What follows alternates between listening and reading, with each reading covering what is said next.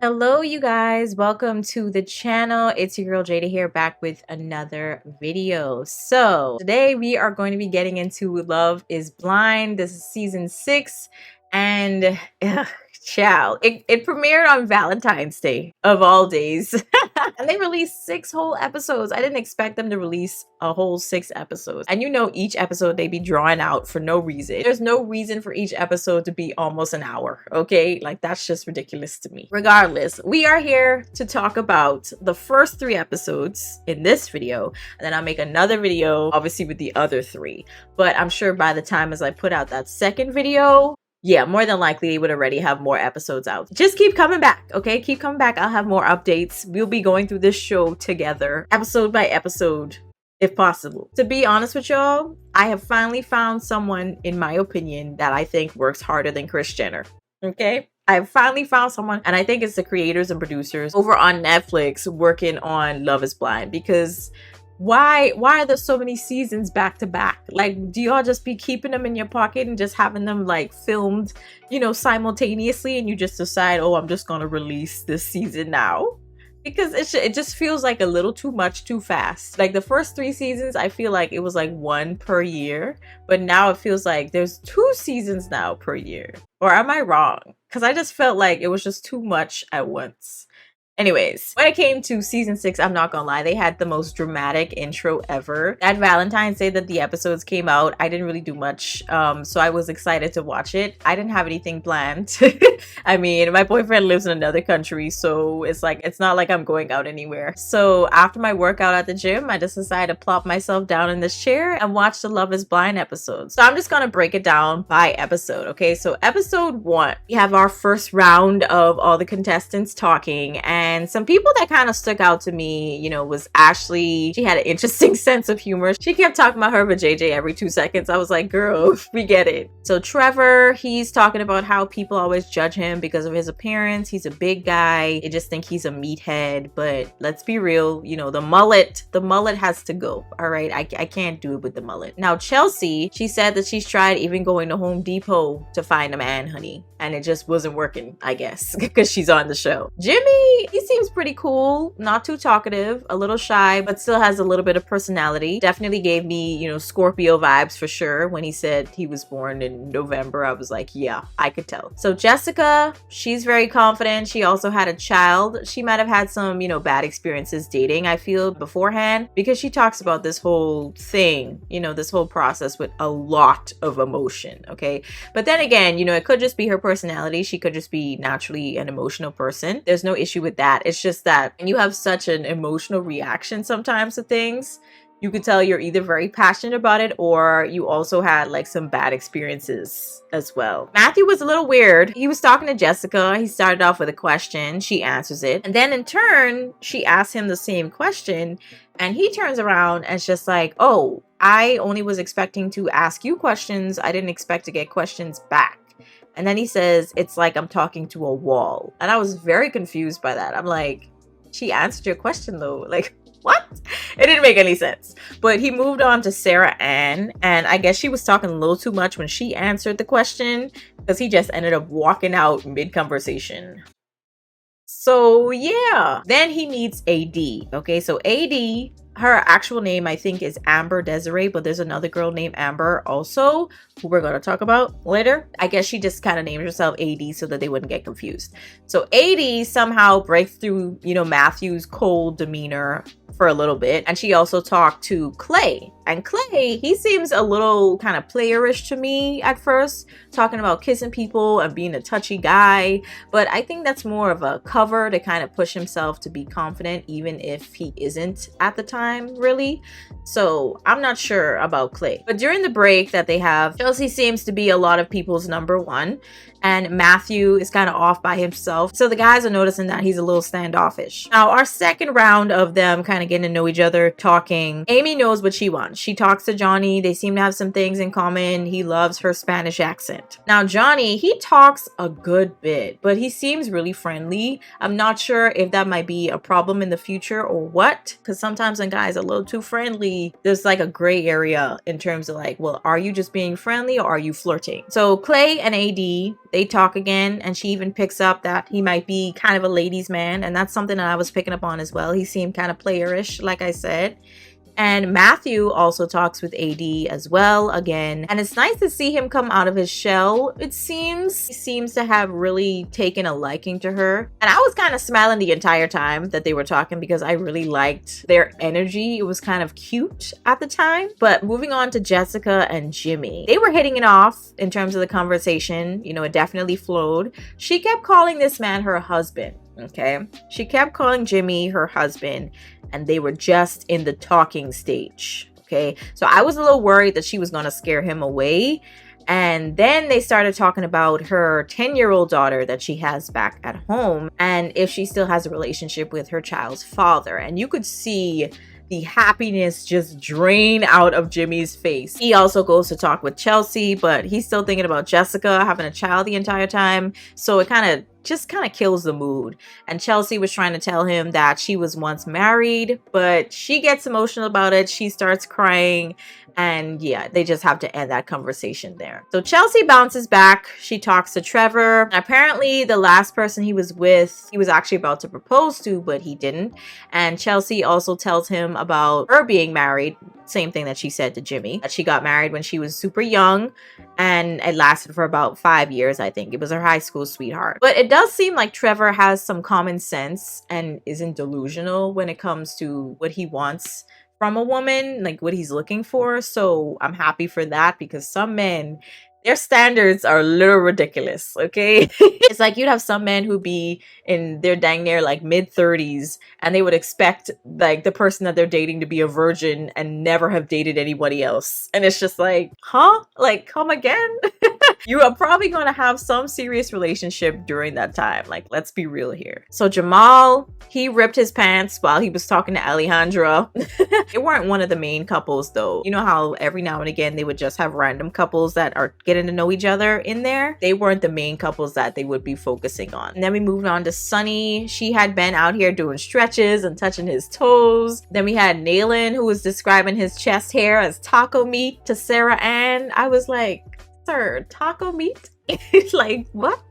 Anyways, so then they had another break, and the ladies, they're starting to become a lot more interested in certain people. Okay, so they're starting to catch feelings, right? A little territorial here. So then we go into another round of them talking. Clay is a very good talker, and I think 80 knew that, and he kind of knows exactly what to say and when to say it. So I can't tell if he's really being vulnerable and just saying that he is, so that she could feel like she's doing something, you know, like she's connecting with him. You know, I don't know. It's just weird. 80 was asking him a lot of pretty good questions, but she was kind of turned off when he started talking about her appearance and how her appearance would have a pretty heavy part to play in his attraction to her and whatnot. And I gotta be honest, I don't know exactly why that would be a turn off the way that he said it, because I do think you have to be physically attracted to a person. I think that plays a part in it. To avoid it entirely and avoid talking about it entirely, I think is disingenuous to the process. Now, in terms of him asking you, like, for example, like Abhishek, you know, I think they call him Shake in the other season. With regards to him literally asking Deepti,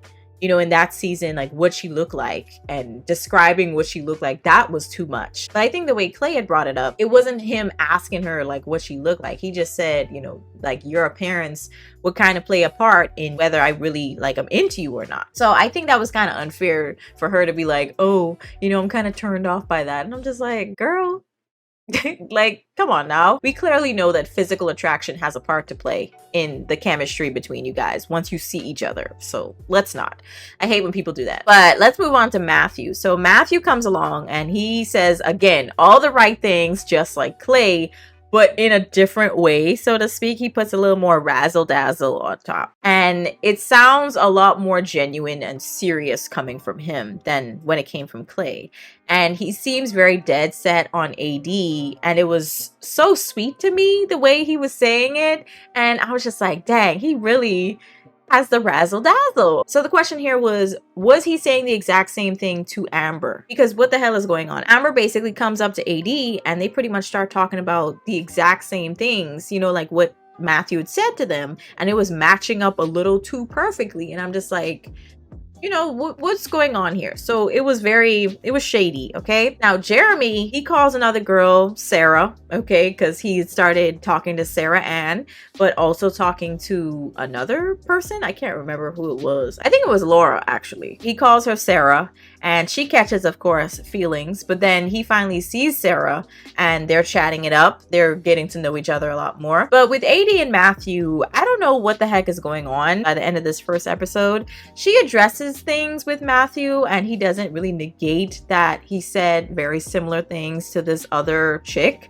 So it was a red flag, because he doesn't say that what she said wasn't true. He just goes off on a tangent about other things. And we'll talk about Matthew more in his own video, okay? Matthew is getting his own dedicated breakdown. I have to talk about him in his own video, so keep an eye out for that. It'll probably come out later this week after this video, so definitely watch for that, because I'll go into further detail about what the heck actually happened. So episode 2, this is where AD has a conversation with Clay, and it's basically about how she's still kind of feeling a ways about Matthew, trying to manipulate her basically and play on her emotions. And you could tell that she's still trying to emotionally recover from that conversation, because she had kind of already put him at the top of her list in her mind, I feel, at that moment when he had said all those nice things to her, but then afterwards she found out that he was saying the same things to Amber. Yeah, so she kind of offloads that onto Clay in their conversation, and Clay loses it, okay? He goes off on a tangent. He starts getting really emotional. He's just like, that don't have nothing to do with me. Then she brings up, because I think he asked her like who it was. She brings up that it was Matthew, okay? Matthew was the other person that she was talking to and connecting with. And he was like, oh, you gonna regret that decision. And I was just like, well, god dang, Clay. You know, like, are we showing our true colors in just the second episode? Like, what's going on, sir? What's going on? So it was a bit much. It was a little childish for me. And I think he definitely has an ego problem, just a little bit. But I honestly, at that moment, think she would regret choosing either of them, Matthew or Clay. In that moment, that's just how I felt. I honestly felt like she was going to regret choosing either of them to do this entire process with. But moving forward, Amber ended up leaving because of, you know, all the craziness. She didn't want to get caught in the middle between, you know, this love triangle that Matthew was trying to form with her and AD. She didn't want no part of it. So she ended up leaving. And then we had Brittany and Kenneth. You know, they're starting to form their connection.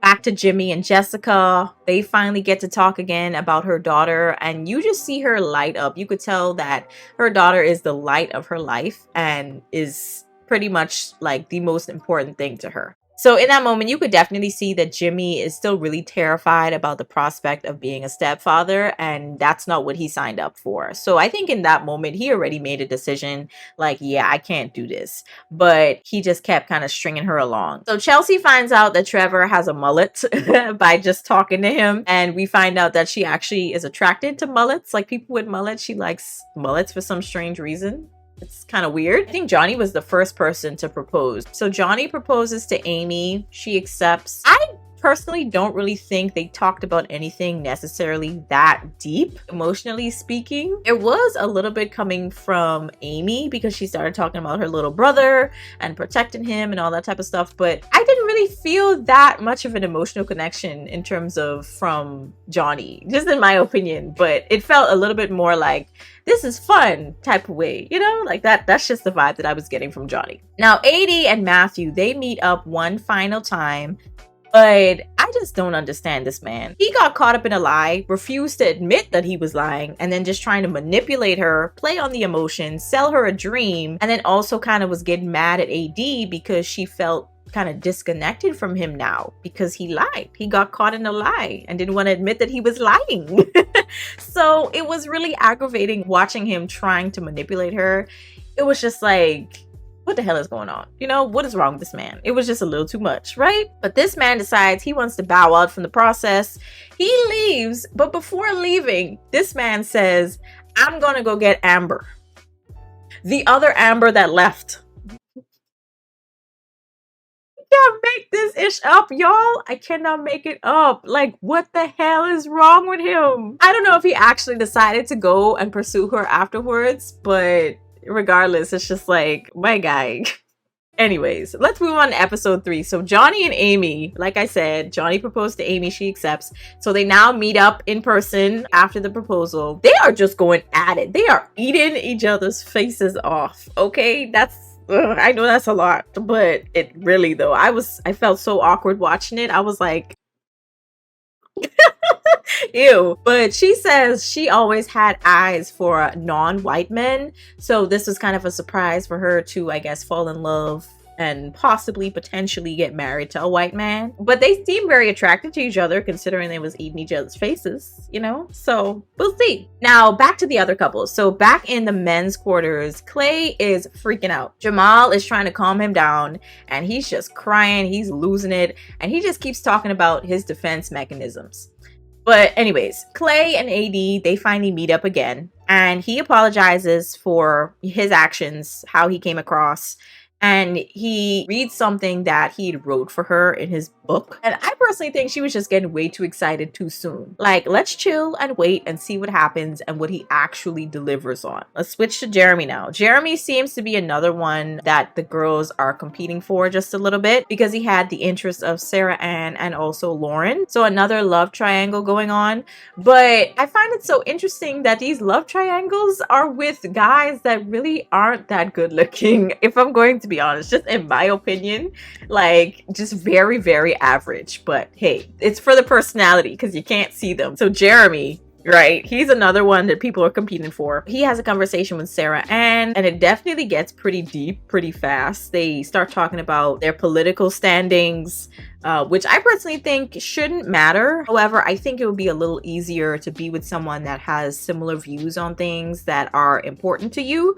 So I would just say that, all right? I don't think they have to be on the same side as you in terms of how you vote, if you choose to vote anyway. But I personally think that in terms of things that are really important, y'all should be on the same accord in my mind, because otherwise y'all just have back and forths and arguments that don't need to be had if you just had chosen someone that was just on the same side as you in certain areas. Kenneth, he proposes to Brittany. She accepts as well. I think honestly, in terms of accepting, let's be real, okay? On this show, if someone proposed to you, more than likely you're gonna say yes, unless it was I forgot that girl's name.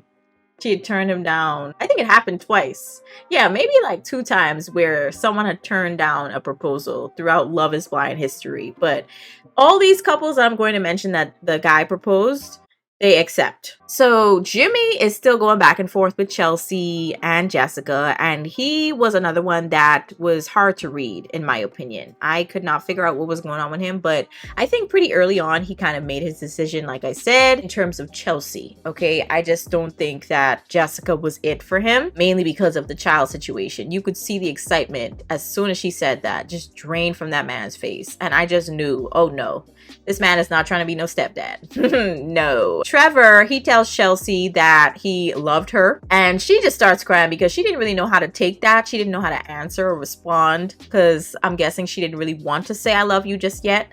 And I think saying I love you in these pods is kind of like, it's a little too much for me. Just me personally, okay? I would not say I love you after just talking to somebody.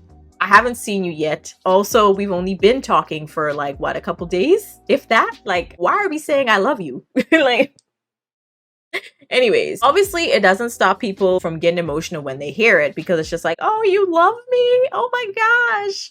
You know, but deep down, just me personally, it would be a red flag for me if after just a little while of talking, you're just like, I love you. Like, I'd be weirded out. I'm sorry. I would be so weirded out. I'm just probably a different breed of person. But anyways, that's going to be it for episode 1 through 3. Y'all can, of course, let me know your thoughts on it down in the comments. I'm going to be putting out a video on Friday for episode 4 through 6. And then also a video on Wednesday specifically dedicated to Matthew and his strangeness, to say the least. Okay? So I'll catch you guys in the next one. Peace.